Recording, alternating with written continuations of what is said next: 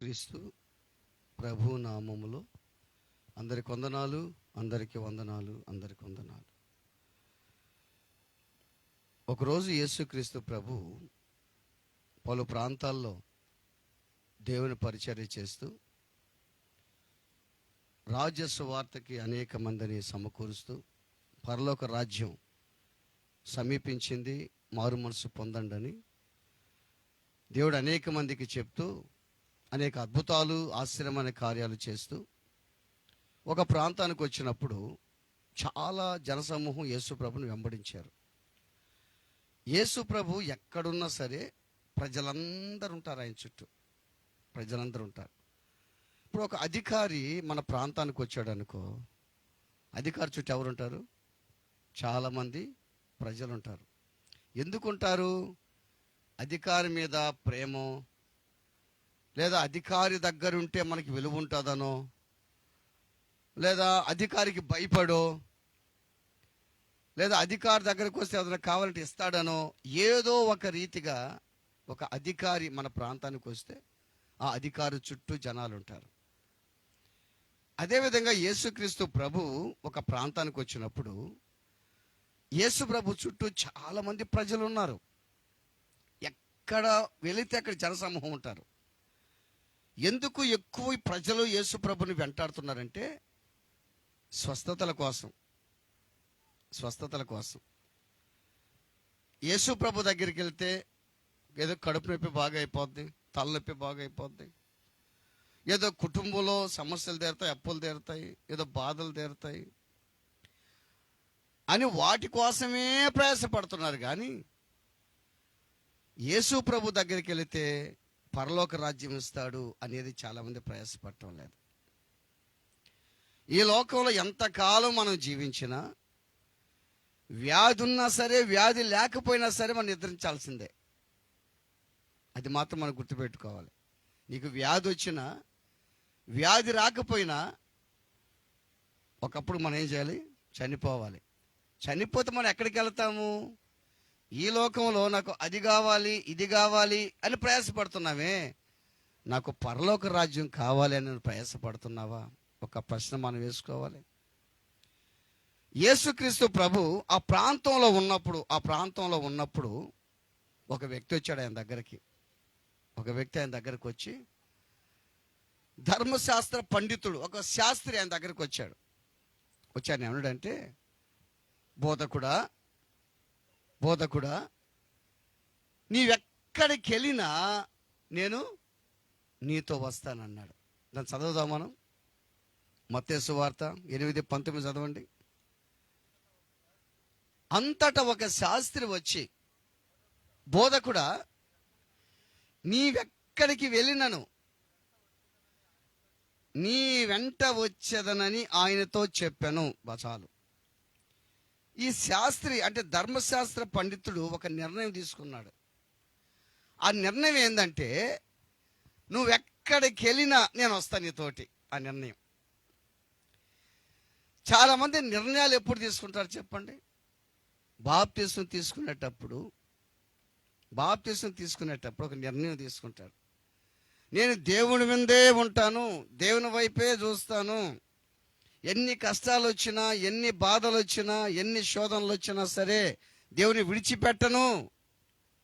రోగం వచ్చినా సరే, వ్యాధి వచ్చినా సరే మందిరికి క్రమంగా వస్తాను, నేను దేవునితో నమ్మకంగా ఉంటాను, నా మరణ పర్యంతం చనిపోయిన దాకా నేను దేవునిలోనే ఉంటాను. ఒక తీర్మానం, ఒక నిర్ణయం తీసుకుంటారు చాలామంది.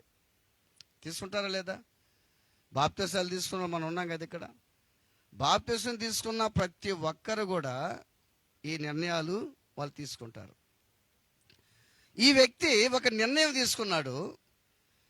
మరి ఆలోచించి తీసుకున్నాడో, ఆలోచన లేకుండా తీసుకున్నాడో మాత్రం తెలియదు. మరి చాలా నిర్ణయాలు తీసుకుంటుంటాం మనం. ఎట్లా నిర్ణయాలంటే, నువ్వేం భయపడబాకు, నేనున్నా నీకు తోడంటారు. కనీసం ఉండలేరు వాళ్ళు. నువ్వు ఎక్కడికి పోయినా నేనుంటాను, భయపడొద్దు, నేను సహాయం చేస్తా, నేనుంటా అని తీర్మానాలు చేసుకుంటారు. ఒక నిర్ణయం తీసుకుంటారు, ఒక భరోసా ఇస్తారు నీకు. కానీ వాళ్ళు ఉండలేరు.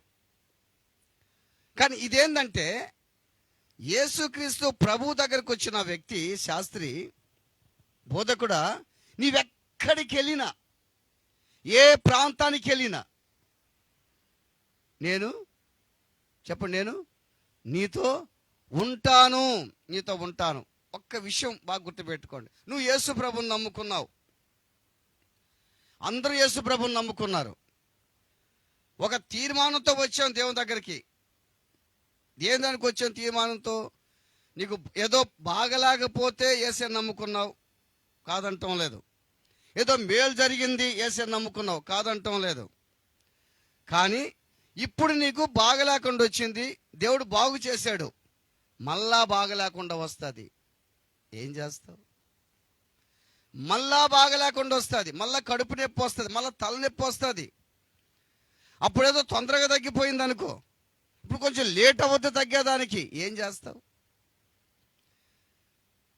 ఏమి చెప్పావు? నువ్వు ఎక్కడికి వెళ్ళినా నేను వస్తానన్నాడు ఆయన. మనం కూడా ఏం చేస్తాం? ఇప్పుడు యేసయ్య నేను నీతోనే ఉంటాను, నువ్వు ఏం చెప్తే అది చేస్తాను, ఏ పని చేయమంటే పని చేస్తాను, నువ్వు ఎలా ఉండమంటే అలా ఉంటాను, నేను నీ వలే మారాలి ప్రభువా అని చాలామంది ప్రార్థన చేస్తుంటాం. అది సంతోషంగా ఉన్నప్పుడు చేస్తామేమో. దిగులు, విచారంలో, కష్టాల్లో ఉన్నప్పుడు మరి ఎలా ఉంటుంది మన జీవితం? అప్పుడేమో నాకు తొందరగా బాగు చేసేవయ్యా, ఇప్పుడు నాకు లేట్ అవుతుంది, బాగు చేయి అదే అడుగుతావు నువ్వు దేవుణ్ణి. ఇంక రెండోది కనపడదు. నువ్వు కానీ మోకరిస్తే నీకు కనిపించేదంతా అప్పులే, నీకు కనిపించేదంతా రోగాలే, నీకు కనిపించేదంతా సమస్యలే, వీటి కోసమే చేస్తావు. కానీ నేను పరలోక రాజ్యంలో చేరాలయ్యా, నన్ను సరిచేయ్యా, నన్ను పరిశుద్ధపరచయ్యా, ఏ విషయాల్లో తప్పిపోయినానో, ఏ విషయాల్లో వెనకంజి వేస్తున్నానో నన్ను సరిచేయి అని నువ్వు ప్రార్థన చేస్తున్నావా? ఆలోచించేయి. నీకున్న అవసరాలు దేవుడికి తెలుసా తెలీదా? డాక్టర్కి తెలియపోవచ్చు, కానీ డాక్టర్కి చెప్తేనే తెలుస్తుంది, ఆ పరమ డాక్టర్కి చెప్పపోయినా తెలుస్తుంది. నేను చేసుకున్నాడు కాబట్టి ఆయనకి సమస్తం తెలుసు.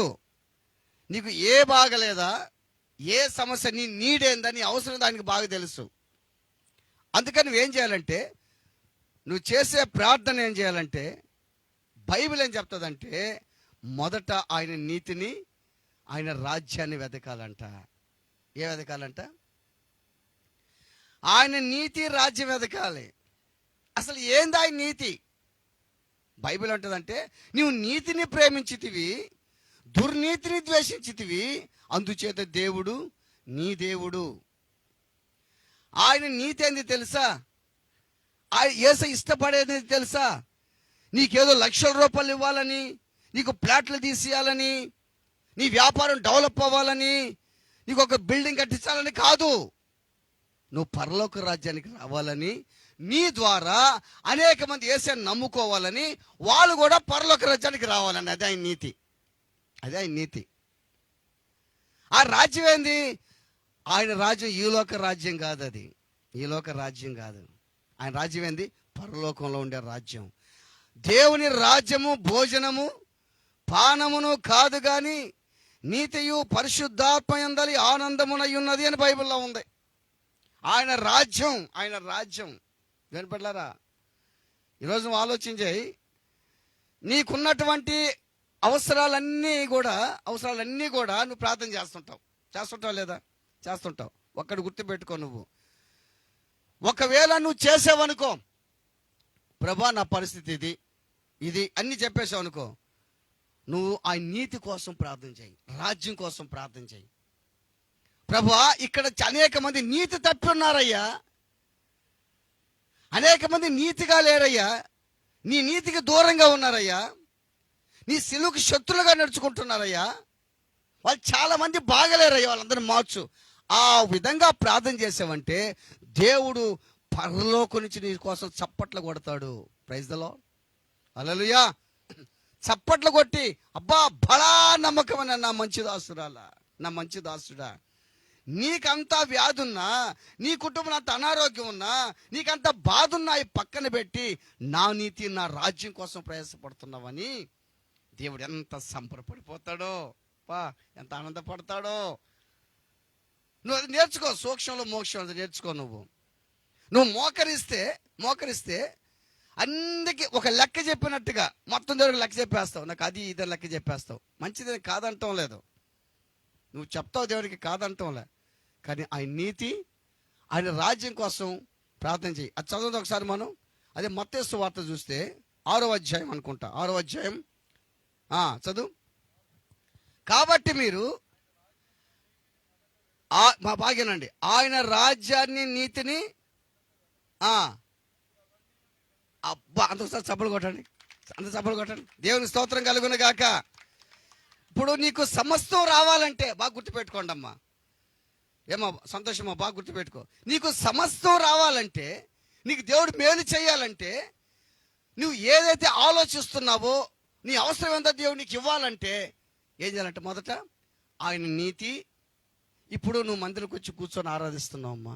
ఇంకా చాలామంది ఉన్నారు ఇక్కడ, చాలామంది దేవుని గుర్తగిన బిడ్డలు ఉన్నారు. వాళ్ళు కూడా వచ్చి నీ పక్కన కూర్చొని చప్పట్లు కొట్టి దేవుని స్తుతించి మహింపరిచి పాట పాడుతుంటే, దేవుని ఆరాధిస్తుంటే ఎంత సంతోషపడతాడు ఆయన. ముందు ఆయన నీతి, ఆయన రాజ్యాన్ని వెతికితే అప్పుడు అవన్నీ మీకు దొరుకుతాయంట. అనుగ్రహిస్తాడంటే దేవుడు. అవన్నీ పైన చూస్తే ఏమి తిందుమా, ఏమి త్రాగుదమా, ఏమి ధరించుకుందామా అని మీ వస్త్రాన్ని గురించి, మీ దేహాన్ని గురించి, మీకు సమస్యల గురించి, మీ అప్పుల గురించి, మీ కష్టాల గురించి బాధపడబాకండి నాయన. మీరు వాటిని గురించి బాధపడబాకండి. అవి నాకు తెలుసు, మీకు అవసరం నాకు తెలుసు, మీ బాధ నాకు తెలుసు, మీ కష్టం నాకు తెలుసు, మీ అవమానాలు నాకు తెలుసు, మీ నిందలు నాకు తెలుసు. వాటి గురించి మీరు బాధపడబాకండి. మీరు చేయాల్సింది ఏంటంటే, నా నీతి నా రాజ్యం ఎదకండి.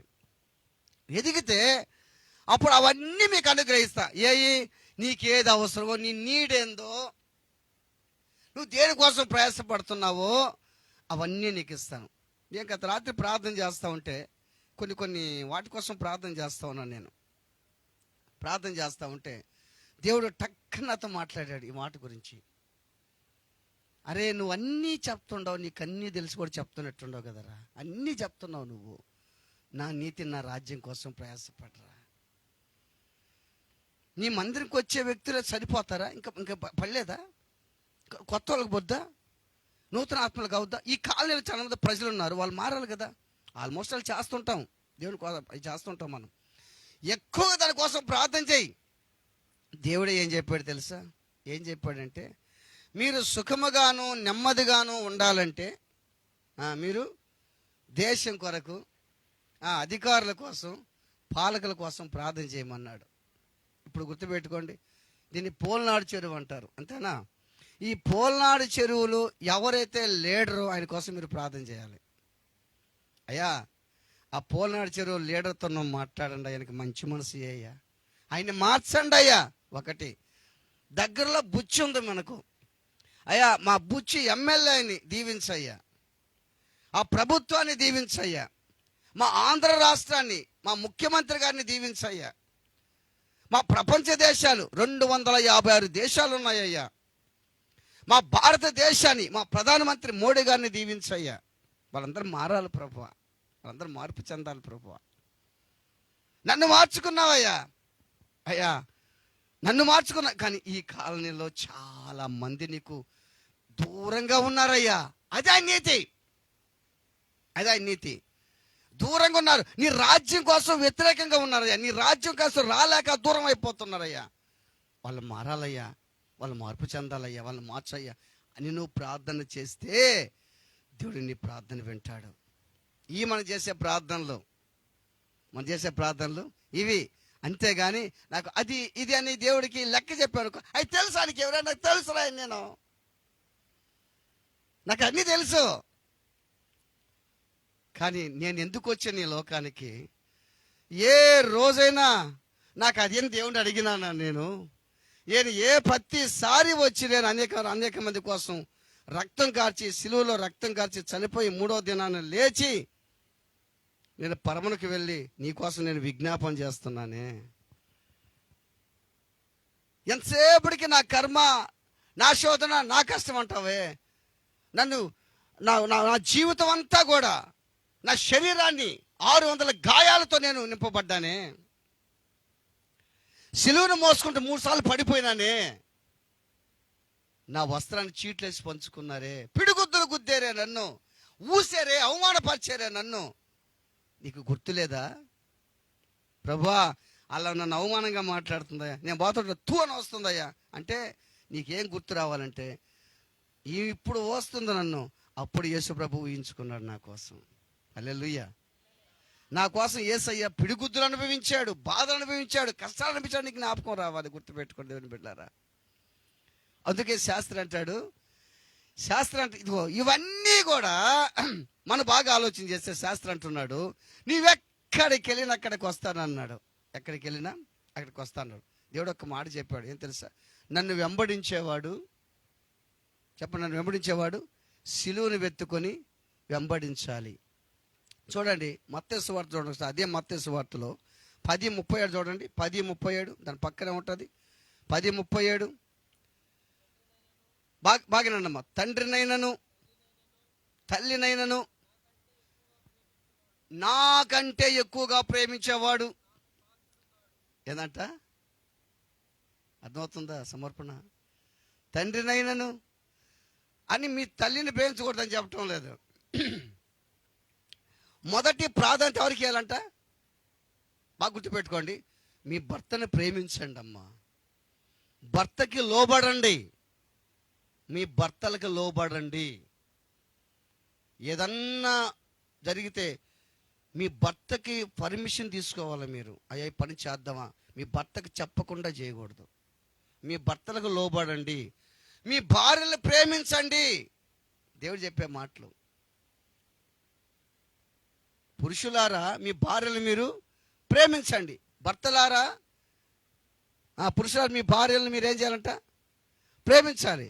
అప్పుడు స్త్రీలు ఏం చేయాలంట? భర్తలకి లోబడాలంట. చదువునైనా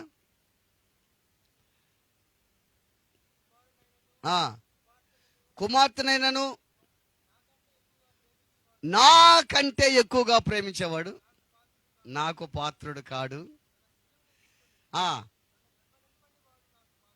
తన సిలువనెత్తుకొని నన్ను వెంబడింపని వాడు నాకు పాత్రుడు కాడు.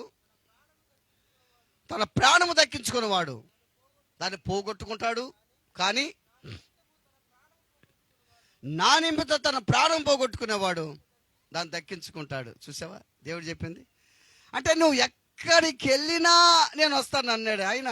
ఇప్పుడు ఇంకొక విషయం చెప్తాను మీకు. ఇప్పుడు నీ దేవుడు ఏసో ఒక ప్రశ్న అడిగాడు అనుకో, ఒక మాట నీకు చెప్పాడు అనుకో, అమ్మా నువ్వు ఆ రోజు తీర్మానం చేసుకున్నావు కదా, ఒక నిర్ణయం తీసుకున్నావు కదా, నువ్వు ఎక్కడికి వెళ్ళినా అక్కడికి వస్తానని చెప్పావు కదా, అదిగో నీ శత్రువు ఉండేవాడు ఇంటికి పోతున్నారు రామ్మ అంటాడు. ఏమంటాడు? నువ్వు ఎక్కడికి వెళ్తే అక్కడికి వస్తానని చెప్పావు కదమ్మా, చెప్పావు కదయ్యా, ఇదిగో నీ శత్రువు ఇంటికి పోతుందా నాతోరా అంటాడు. పోతావా? నీ శత్రుని ప్రేమిస్తావా? నేను హింసించే వారి కోసం ప్రార్థన చేస్తావా?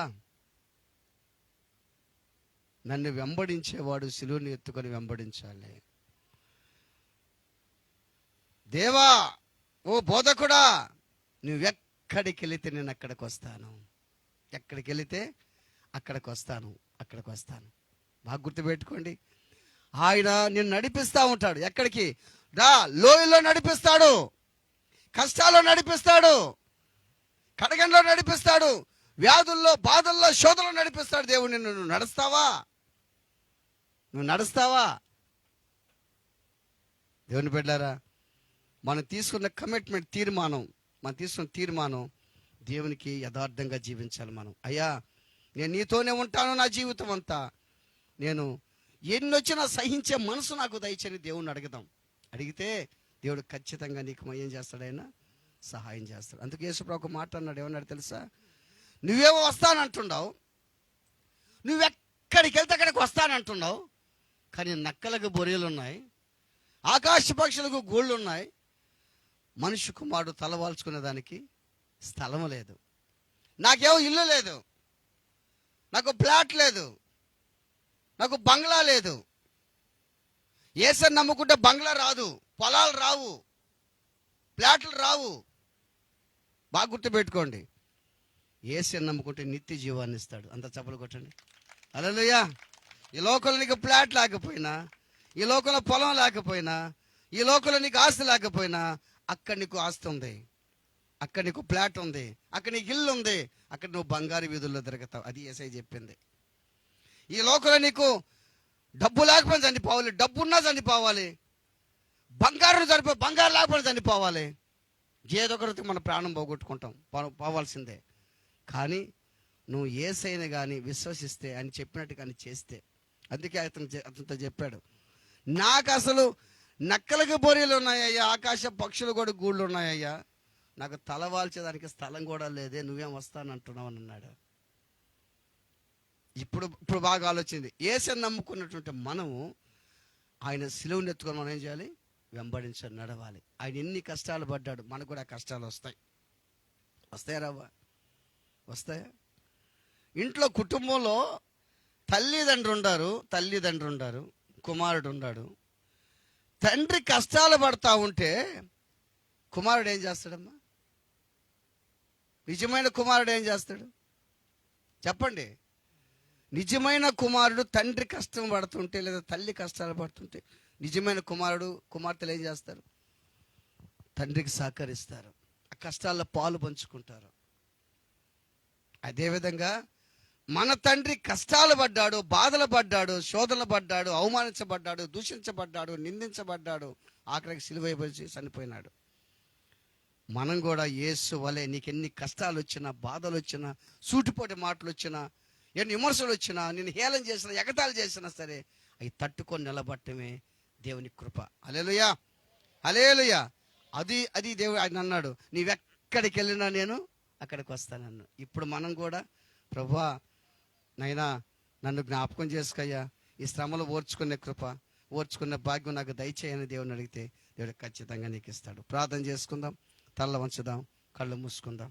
అందరూ తల్ల వంచి కళ్ళు మూసుకుంటే ప్రార్థన